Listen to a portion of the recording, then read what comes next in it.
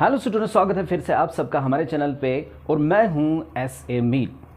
आज हम पढ़ने वाले हैं एंडोक्राइन सिस्टम का one of the important topic that is the thyroid gland. Last video में हमने एंडोक्राइन सिस्टम पढ़ा, उसके साथ हमने ग्लैंड और टाइप्स ऑफ ग्लैंड पढ़ा। हमने लास्ट वीडियो में हार्मोन को डिस्कस किया, characteristics of hormones, mechanism of release and working of the hormones. आज के इस वीडियो में हम एंडोक्राइन ग्लैंड्स में से पहला ग्लैंड डिस्कस करने वाले हैं, that is the thyroid gland. आज के इस वीडियो में हम थायराइड ग्लैंड का लोकेशन, स्ट्रक्चर, उसके साथ थायराइड ग्लैंड के हार्मोन्स, उनकी फंक्शन और उसके साथ साथ disease related with the abnormal release of these hormones, तो ये सारी चीजें हम आज के इस वीडियो में डिस्कस करने वाले हैं। तो हमारे इस वीडियो के एंड तक बने रहिए। मैं हूं एस.ए. मीर। शुरू करते हैं आज का हमारा ये topic, that is the thyroid gland. Thyroid gland, जैसे मैंने कहा कि इसका जो लोकेशन होता है, it is located in our neck region. ये हमारे नेक के अंदर लोकेट रहता है। It is located just in front of the larynx. ये लैरिंक्स के सामने लोकेट रहता है और उसके साथ हमारा जो ट्रैकिया है, उसके टॉप जो पोर्शन है, उसी पोर्शन के अराउंड ये लोकेट रहता है। हमारा जो स्ट्रक्चर होता है थायराइड ग्लैंड का, it is basically consisted of two lobes. ये दो लोब्स का बना होता है and is the largest endocrine gland in our body. ये हमारी बॉडी का सबसे बड़ा ग्लैंड तो नहीं है, लेकिन हमारे जो एंडोक्राइन ग्लैंड्स है, उन एंडोक्राइन ग्लैंड्स में सबसे बड़ा एंडोक्राइन ग्लैंड हमारा थायराइड ग्लैंड ही है। थायराइड ग्लैंड जो है, जैसे मैंने कहा कि ये दो लोब्स का बना होता है। इसके जो दो लोब्स होते हैं, वो दो साइड पे, जो हमारी जो विंड पाइप होती है, ट्रैकिया होती है, उसके दो साइड्स पे लोकेट रहते हैं। और दोनों जो साइड्स होते हैं या दोनों जो लोब्स होते हैं, they are connected by a medium narrow lobe, जिसको हम इस्थमस कहते हैं। तो इस्थमस के जरिए से ये कनेक्टेड रहते हैं। हमारा जो थायराइड ग्लैंड होता है, ये बना हुआ होता है सर्कुलर फॉलिकल्स का, और ये जो फॉलिकल्स होते हैं, they remain connected by a connective tissue called the stroma. यानी ये जो फॉलिकल्स होते हैं, ये जो है स्ट्रोमा के जरिए से एक दूसरे के साथ कनेक्टेड रहते हैं, और पूरा का पूरा ये जो टिश्यू होता है, it remains connected by a fibro elastic tissue. तो ये फिब्रो इलास्टिक टिश्यू के जरिए से जो है कवर रहता है। हर एक फॉलिकल जो है वो क्यूबाइडल इपिथेलियम का बना होता है and this cuboidal epithelium rests on a basement membrane. जैसे हमें पता है कि सभी टिश्यूज जो है बेसमेंट मेम्ब्रेन के ऊपर रेस्ट करते हैं, वैसे ही जो क्यूबाइडल इपिथेलियम होता है थायराइड ग्लैंड का या इन फॉलिकल्स का, वो बेसमेंट मेम्ब्रेन के ऊपर रेस्ट करता है। और ये जो फॉलिकल्स होते हैं, they are filled with a gelatinous fluid called colloid. ये कोलाइड से भरे हुए होते हैं एंड हम आगे देखेंगे कि ये जो कोलाइड होता है, इसके अंदर हार्मोन्स स्टोर किए जाते हैं। इसके अलावा हमारा जो स्ट्रोमा होता है, यानी जो कनेक्टिव टिश्यू इन फॉलिकल्स को कनेक्ट करता है, वो हाईली वेस्कुलर होता है, यानी उनमें बहुत ज़्यादा ब्लड वेसल्स प्रेजेंट होती है, और उसके साथ small groups of cells present होती है, which are called the C cells और द क्लियर सेल। इस तरीके से हमारे जो थायराइड ग्लैंड का स्ट्रक्चर है, it is a somewhat complicated. इसके बाद हम चलते हैं थायराइड हार्मोन्स। हमारा थायराइड ग्लैंड तीन इंपॉर्टेंट हार्मोन्स को प्रोड्यूस करता है, जिनमें सबसे पहला इंपॉर्टेंट हार्मोन जो आता है, दैट इज द थायरोक्सिन, जिसका दूसरा नाम टेट्राआयोडोथायरोनिन है, या जिसको हम T4 भी कहते हैं। Second hormone of our thyroid gland is the triiodothyronine, that is the T3। और थर्ड जो हार्मोन हमारा थायराइड ग्लैंड प्रोड्यूस करता है, दैट इज द कैल्सिटोनिन। तो इस तरीके से तीन इंपॉर्टेंट हार्मोन्स रिलीज होते हैं हमारे थायराइड ग्लैंड से, that is T4, T3 and the calcitonin.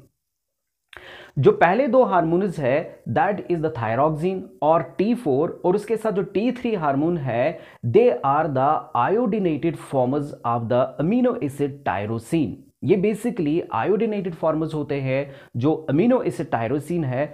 Amino acid tyrosine में जब आयोडीन ऐड हो जाता है, तो उससे ये बन जाता है। तो ये दोनों जो हार्मोन्स होते हैं, that is T3 and T4, that means जो थायरोक्सिन प्लस ट्राइआयोडोथायरोनिन है, ये हमारा जो एंडोक्राइन ग्लैंड है, उसे सक्रीट करके फिर स्टोर करता है इन द कोलाइड। सो ये कोलाइड के अंदर स्टोर कर दिया जाता है, इसलिए इन दो हार्मोन्स को हम कोलाइडल हार्मोन्स भी कहते हैं, क्योंकि इनका जो स्टोरेज होता है वो कोलाइड के अंदर होता है। लेकिन दोनों के दोनों हार्मोन जो है वो काफी ज्यादा इंपॉर्टेंट है। Now the functions of these two hormones, that is thyroxine and the T3। जो इंपॉर्टेंट फंक्शंस ये दो हार्मोन्स कैरी करते हैं हमारी बॉडी के अंदर, उनमें सबसे पहला जो फंक्शन है वो है कि ये दोनों हार्मोन्स हमारी बॉडी के अंदर मेटाबॉलिक रेट को कंट्रोल करते हैं। यानी जो बेसल मेटाबॉलिक रेट है हमारी सेल्स के अंदर, वो यही दो हार्मोन्स कंट्रोल करते हैं। ये इस बेसल मेटाबॉलिक रेट को ऑक्सीडेशन को कंट्रोल करने से करते हैं, यानी हमारी सेल्स के अंदर ऑक्सीडेशन कितना होगा वो डिपेंड करता है इन दो हार्मोन्स के ऊपर। सेकंड फंक्शन जो है, दे stimulate the growth of the tissues. ये ग्रोथ ऑफ टिश्यूज को स्टिमुलेट करते हैं और उसके साथ साथ मेंटल फैकल्टी, जो हमारे ब्रेन की जो कैपेसिटी है या उसमें जो ग्रोथ होती है, तो उसको भी ये जो है स्टिमुलेट करते हैं। तीसरा इनका फंक्शन जो है, that they cause the tissue differentiation. ये टिश्यू डिफरेंशिएशन भी काज करते हैं, जिसकी वजह से जो टैडपोल होता है फ्रॉग के अंदर, वो एडल्ट फ्रॉग में कन्वर्ट हो पाता है, जिसको हम मेटामॉर्फोसिस कहते हैं। And the last function and the most important function, that these hormones also, particularly the thyroxine, controls the working of kidneys। यानी ये working of kidneys को भी कंट्रोल करते हैं। जैसे अगर इन हार्मोन्स की कंसंट्रेशन ज़्यादा हो जाती है तो किडनी जो है ज़्यादा यूरिन प्रोड्यूस करती है, और अगर इन हार्मोन्स में कमी आ जाती है तो किडनी जो है लेस यूरिन प्रोड्यूस करती है। So these are the 4 important functions of the colloid hormones और thyroxine and the T3 hormone. इसके बाद ये जो दो हार्मोन्स है, that is thyroxine and the T3, इनमें एबनॉर्मेलिटीज भी पैदा हो सकती है, क्योंकि हमारा जो थायराइड ग्लैंड है वो हार्मोन्स को प्रोड्यूस करता है under the influence of another hormone which is produced by our pituitary gland. वो पिट्यूटरी ग्लैंड प्रोड्यूस करता है, यानी हमारा pituitary gland thyrotropin hormone produce करता है, which activates the thyroid gland to release these hormones. अगर हमारे इस थायरोट्रोपिन में कमी या ज्यादती हो जाती है, या हमारे थायराइड ग्लैंड के अंदर कोई डिसऑर्डर पैदा हो जाता है, तो उससे इन हार्मोन्स का जो लेवल है वो बढ़ सकता है या डिक्रीज हो सकता है। तो उस सूरत में कई तरह के डिसऑर्डर्स पैदा हो सकते हैं। सो सबसे पहला डिसऑर्डर जो है जो एक पेशेंट के अंदर हो सकता है, that is the Graves disease. Graves disease पैदा होती है due to the hyper secretion of the colloid hormone. That is, अगर थायरॉक्सिन और T3 ज्यादा प्रोड्यूस होते हैं, वो नॉर्मल लेवल से ज्यादा प्रोड्यूस होते हैं, तो उसकी वजह से जो है ग्रेव्स डिजीज पैदा हो जाती है। ग्रेव्स डिजीज को हम एक्सोथॉल्मिक गॉइटर भी कहते हैं। इस डिजीज में क्या होता है कि ये जो कोलाइड हार्मोन्स है वो नॉर्मल लेवल से ज़्यादा प्रोड्यूस होते हैं, जिसकी वजह से ऑक्सीडेशन रेट, मेटाबॉलिक रेट बहुत ज़्यादा बढ़ जाता है। तो सेल्स के अंदर जितना भी फूड अवेलेबल होता है वो सारा का सारा ऑक्सीडाइज होके एनर्जी लिबरेट करता है। तो बॉडी के अंदर बहुत कम फूड बचता है जिसको बॉडी के अंदर स्टोर किया जा सकता है। तो जो पेशेंट है वो एक्स्ट्रा लीन हो जाता है, यानी जिस सिचुएशन को हम एमैसिएशन कहते हैं, वो एक्स्ट्रा थीन होने की वजह से फिर क्योंकि ज़्यादा एनर्जी प्रोड्यूस होती है तो ऑब्वियसली बॉडी टेम्परेचर बढ़ जाता है। उसके साथ जो पेशेंट है उसका हार्ट बीट भी बढ़ जाता है, ब्लड प्रेशर बढ़ जाता है, और उस पेशेंट के अंदर रेस्टलेसनेस, इरिटेशन पैदा हो जाती है, और उसके साथ ट्रेमर भी पैदा होते हैं।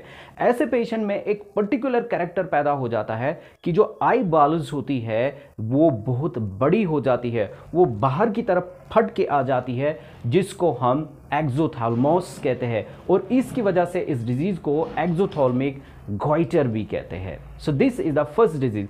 अब ये डिजीज होती किस वजह से है? कभी कभार हमारा जो थायराइड ग्लैंड है उसका साइज बढ़ जाता है, तो जब उसका साइज बढ़ जाता है तो ऑब्वियसली जो हार्मोन्स वहां से प्रोड्यूस हो रहे हैं उनका सेक्रीशन भी बढ़ जाता है, तो जिससे ग्रेव्स डिजीज हो जाती है। इसका इलाज है कि थायराइड ग्लैंड का सम पार्ट जो है वो रिमूव कर दिया जाता है, कुछ हिस्सा थायराइड ग्लैंड का रिमूव कर दिया जाता है, जिससे इन हार्मोन्स की लेवल कम हो जाती है और पेशेंट ठीक हो जाता है। दूसरी डिजीज अब जो ह्यूमन्स के अंदर होती है, that is called the cretinism.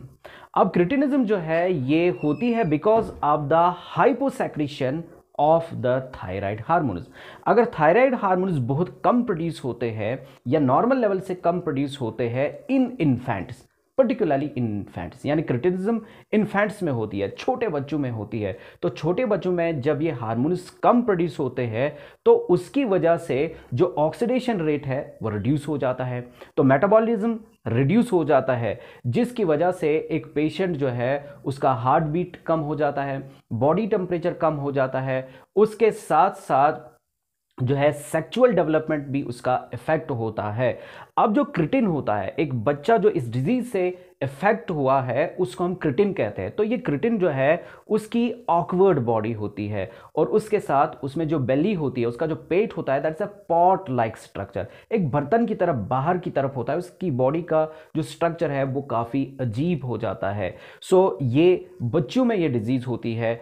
तो इस डिजीज को हम ट्रीट कर सकते हैं by the early administration of the hormones, यानी जो हार्मोन्स होते हैं थायराइड हार्मोन्स उनको जो है इंजेक्ट किया जा सकता है या टेबलेट्स की सूरत में बच्चे को दिया जा सकता है, जिससे उसकी ये डिजीज जो है ठीक हो सकती है। इसके बाद तीसरा जो डिसऑर्डर पैदा होता है दैट इज द मिक्सोएडिमा। मिक्सोएडिमा जो है एडल्ट्स में पैदा होता है and this disease is caused by hyposecretion of the thyroid hormones, यानी अगर थायरोक्सिन और T3 हार्मोन की लेवल कम हो जाती है एक एडल्ट पर्सन में तो उसमें मिक्सोएडिमा होता है। तो मिक्सोएडिमा में जो क्रिटिनिज्म में जो सिम्टम्स पैदा होते हैं वैसे ही सिम्टम्स जो है मिक्सोएडिमा के अंदर भी पैदा होते हैं। एडल्ट पर्सन जो है, जो पेशेंट इसे सफ़र कर रहा है, उसकी बॉडी में ऑक्सीडेशन रेट कम हो जाता है, यानी मेटाबॉलिक रेट रिड्यूस होता है, जिसकी वजह से पेशेंट के अंदर अलर्टनेस कम होती है या वो काफ़ी ज़्यादा लेजी हो जाता है, उसकी हार्ट बीट रिड्यूस हो जाती है, उसके साथ साथ बॉडी टेम्परेचर भी जो है कम हो जाता है, ब्लड प्रेशर डिक्रीज हो जाता है और उसकी सेक्सुअल डेवलपमेंट भी इफेक्ट होती है। तो इसके साथ जो mental faculty of the person है वो भी इफेक्ट हो जाती है। तो इस डिजीज को भी हम ट्रीट कर सकते हैं बाय द हार्मोनोथेरेपी, यानी इस पर्सन को जो है थायराइड हार्मोन जो है या इंजेक्ट किए जाएंगे या टेबलेट्स की सूरत में उसको प्रोवाइड किए जाएंगे ताकि बॉडी में जो हार्मोन्स का लेवल है उसको नॉर्मल लाया जा सके। So these are the 3 disease caused by thyroxine और द T3 हार्मोन्स। ये अगर उनकी लेवल ऊपर हो जाती है या नीचे हो जाती है फ्रॉम द नॉर्मल लेवल। इसके अलावा एक और डिजीज जो है वो थायराइड ग्लैंड में हो सकती है, दैट्स कॉल्ड द ग्वाइटर। अब ग्वाइटर जो है वो थायराइड ग्लैंड के अंदर होता है। ग्वाइटर बेसिकली जो है आयोडीन डेफिशिएंसी की वजह से होती है। अगर एक पर्सन को जो है आयोडीन प्रॉपर लेवल में नहीं मिलता है तो उससे उसका जो थायराइड ग्लैंड है वो स्वेल हो जाता है। जब ये थायराइड ग्लैंड स्वेल हो जाता है तो इस डिजीज को हम जो है ग्वाइटर कहते हैं। सो एज सच ऐसे पर्सन को हम देख सकते हैं वहां पे एक स्वेलिंग यहां पे आ जाती है जिसको हम ग्वाइटर कहते हैं। और ग्वाइटर की वजह से अगर बच्चों में होता है तो उनमें क्रिटिनिज्म हो सकता है और अगर ये बड़ों में होता है तो उनमें मिक्सोएडिमा जैसी डिजीजेस पैदा हो सकती है। Now, the last hormone which is produced by the thyroid gland is the calcitonin. Calcitonin को प्रोड्यूस करने वाली जो सेल्स होती है they are the C cells, जिनको हमने ऑलरेडी पढ़ा। ये सी सेल्स कैल्सिटोनिन को प्रोड्यूस करती है and they control the concentration of calcium and phosphorus in our body. ये कैल्शियम और फास्फोरस की लेवल को मेंटेन रखते हैं। अब ये जो हार्मोन है ये रिलीज होता है under the feedback control of calcium concentration, यानी हमारी बॉडी के अंदर जो कैल्शियम कंसंट्रेशन है अगर वो बढ़ जाती है it stimulates the thyroid gland to produce this hormone. तो ये इसकी वजह से ये हार्मोन प्रोड्यूस होता है। जो ही कैल्सिटोनिन रिलीज होता है तो हमारा थायराइड ग्लैंड जो है release of calcium and phosphorus को हमारी बोन्स से प्रिवेंट कर देता है, जिसकी वजह से हमारे ब्लड के अंदर जो level of calcium and phosphorus है वो रिड्यूस हो जाती है। तो इस तरीके से जो है कैल्सिटोनिन हमारी बॉडी के अंदर काम करता है। सो इन दिस वे आज हमने थायराइड ग्लैंड पढ़ा, उसके हार्मोन्स पढ़े और उसके साथ साथ हमने डिसऑर्डर्स पढ़े which can be caused by the hyper and hyposecretion of these hormones. आपको हमारा ये वीडियो कैसा लगा कमेंट में ज़रूर लिखें, और उसके साथ ज़रूर लिखें कि अगला वीडियो आप किस टॉपिक पे चाहते हो, ताकि हम आपके मुताबिक आपके लिए वो वीडियो बना के आपको प्रोवाइड कर सके। सो हमारे इस वीडियो को लाइक करें और शेयर करें, और हाँ, हमारे चैनल को सब्सक्राइब करना ना भूलें। Thank you.